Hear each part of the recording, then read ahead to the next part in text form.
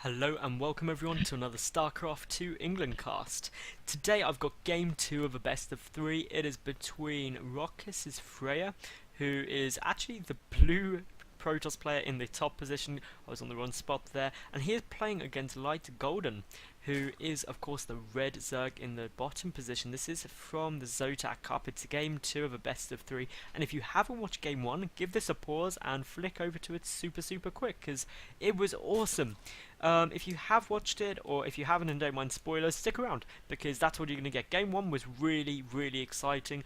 It was a Nexus first build out of FRAER, who then went up to 4 warp gates with a good +1 push, and then just macroed super hard, denied the third base of Golden, and then just kept on the pressure. For a brief moment, Golden looked like he was going to come back into it, where he did some amazing Burrowed Roach play to get good surround on FRAER, did an awful lot of damage, but then basically FRAER powered up to +3 ground weapons, got some Immortals out, and just went and crushed Golden, and it was really quite painful to watch.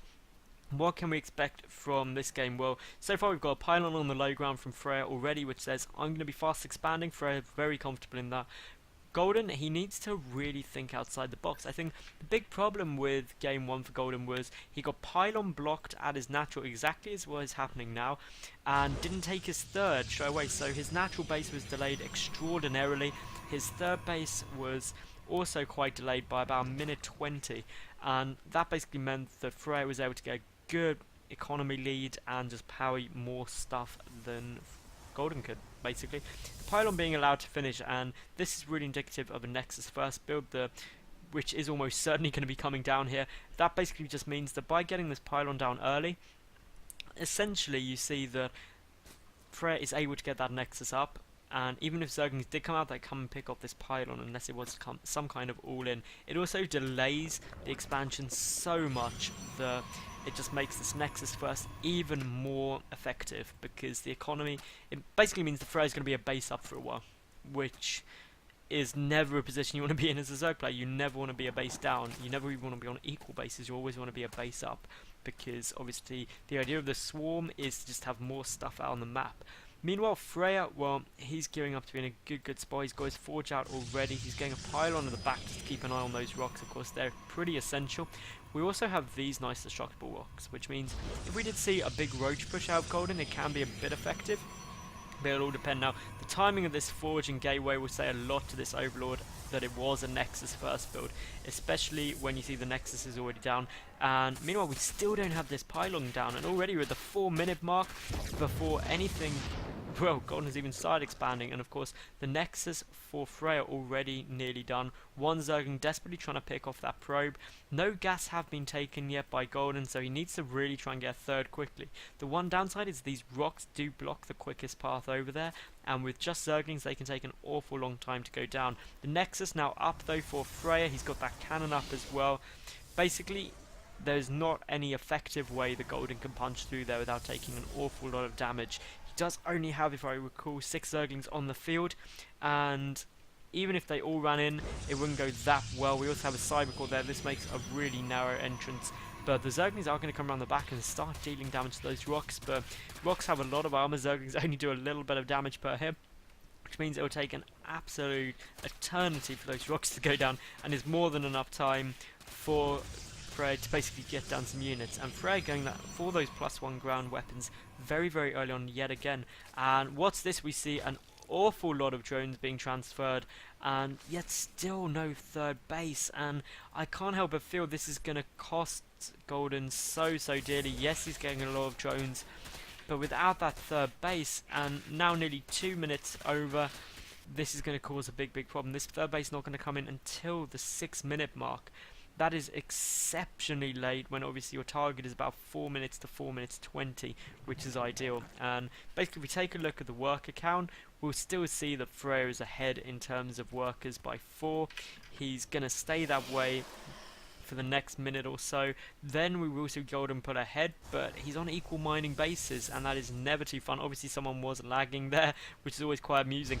My biggest thing is I love seeing just how many numbers someone types whilst a player is lagging.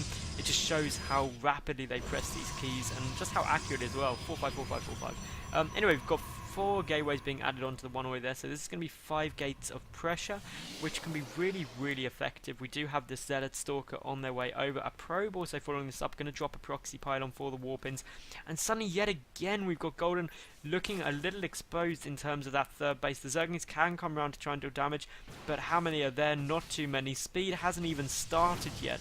I mean, if we take a look here, hardly any gas mined at all, but a lot of Zerglings are on their way over. The Overlord is going to try and get picked off, and now basically you need to position this Zealot and Stalker absolutely perfectly so they engage as cost effectively as possible.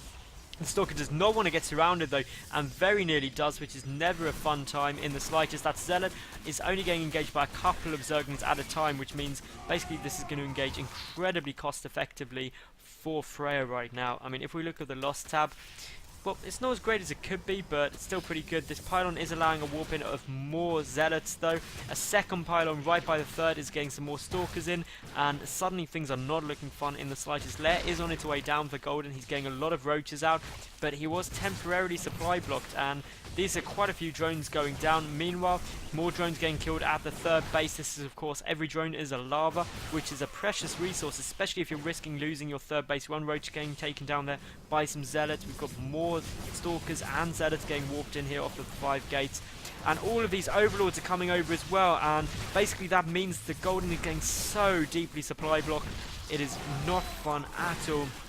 More and more units getting taken out. The Zealots soaking up a lot of the fire, allowing the Stalkers to deal so much damage, and with 3 Overlords there, this could see Golden get supply blocked yet again. So many more Stalkers getting warped in, and suddenly all of these Overlords could get picked off, and Golden there, how win? Which I think is him getting a little bit confused. Basically, the way you should have gone that with that Golden is your third base was just so late.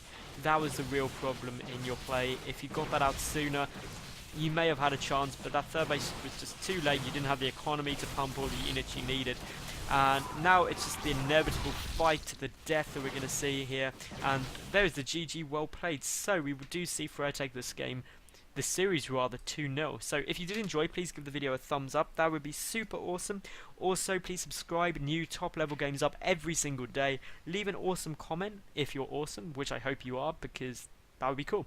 And last but not least, follow me on Twitter would be sweet as well, so we can interact and shizzle like that. Anyway, thank you very much for watching, and hope to see you again. Bye for now.